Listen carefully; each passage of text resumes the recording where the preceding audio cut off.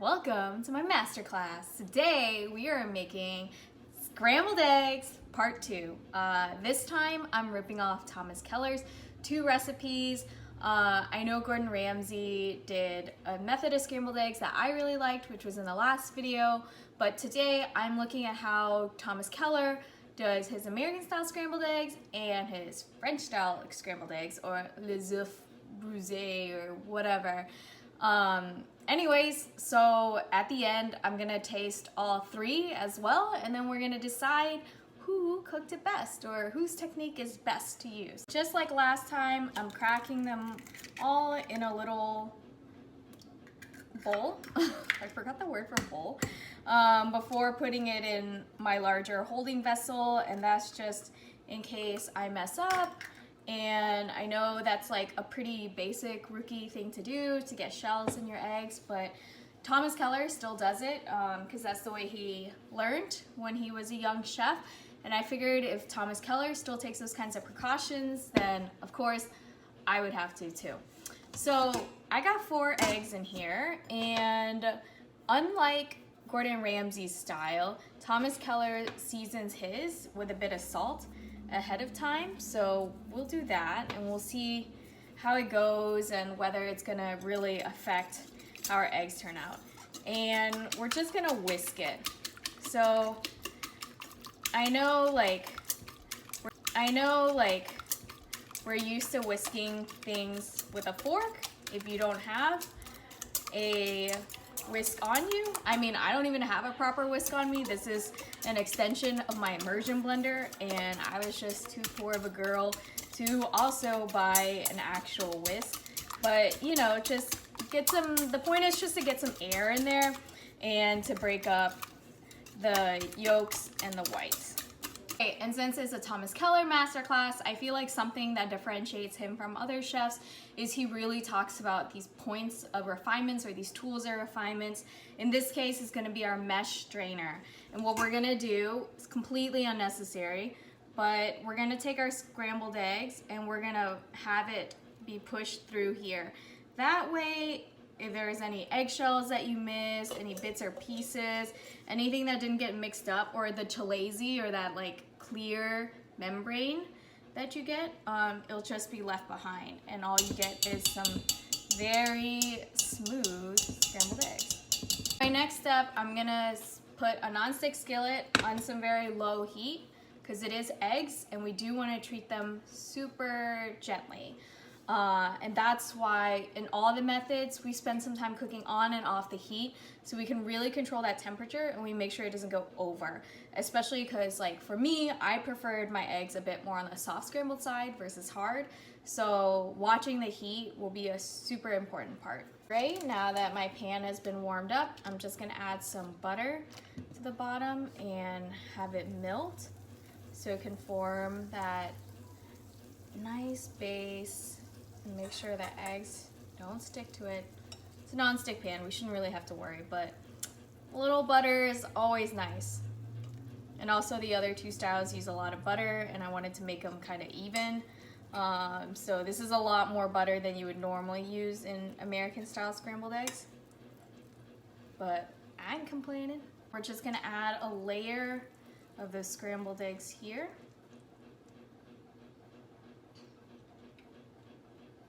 I'm just gonna try to add half my eggs because I'm saving the other half for the French style.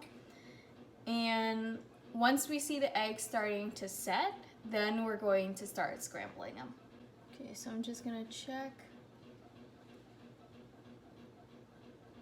You can see that there's some egg skin starting to come on, so we're just gonna keep moving it around.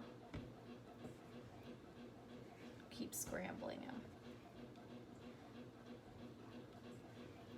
The curds in American style eggs are a lot bigger, but we don't want it to be that much bigger.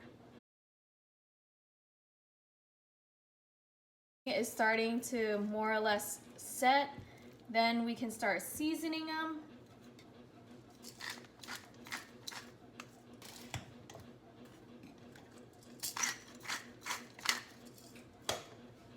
And we can just arrest our cooking with a bit of creme fraiche, but since I am still poor, I am still using sour cream. You want to note is the concept of carryover heat. This is something Thomas Keller emphasized a lot in this recipe, and it's just that food will continue to cook even after it's off the stove, and it's just something we want to keep in mind. So when we're cooking, cook it a little under what you would normally like, so then it can just continue, especially eggs or pasta, so they can continue to cook without you. Okay, now I will demonstrate the French style of making scrambled eggs. I just put butter in here. I'm using the same pan. I didn't even clean it because I'm super lazy. Just poured all that scrambled eggs in, and the butter doesn't have to melt. The point here is that we're just gonna be whisking the entire time with the eggs. We're always gonna keep it moving, and it's gonna look a lot more like a porridge.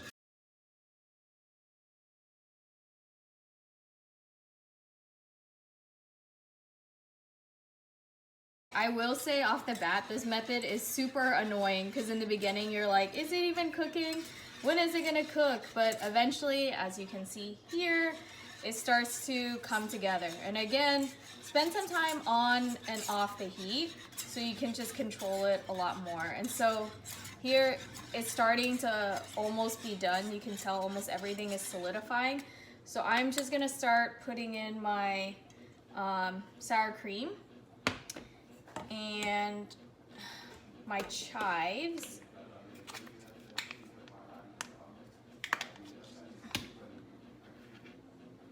As well as starting to season it some more.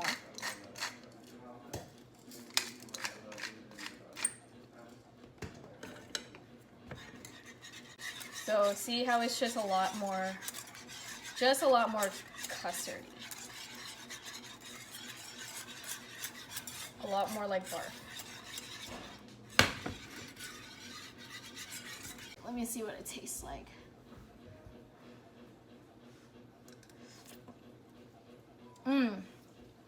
This is good too.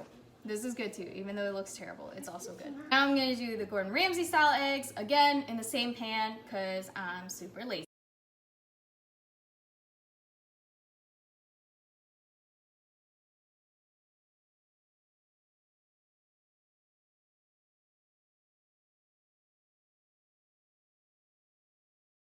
Here I am with my biggest egg critic, scrambled egg critic, on. Yes. So please try all three and tell me which one you like. You're not gonna tell me? No, I'm not gonna tell you which style is which.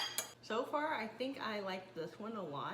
This one, not so much. The texture is completely different. As you can tell, it's a lot more, I'd say chunkier, but less, there's more bigger curds. You nailed it. This was American style, which is why chunky. I'm talking with my mouth full. Yeah, which is why the curds are so large. It's the traditional style we're used to.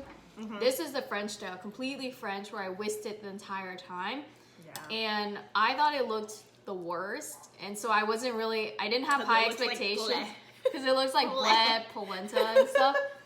And so I was like, oh, this is not gonna be good. I don't know what, and I thought I overcooked it too. So I was like, I cooked it not optimally, and it looks like shit.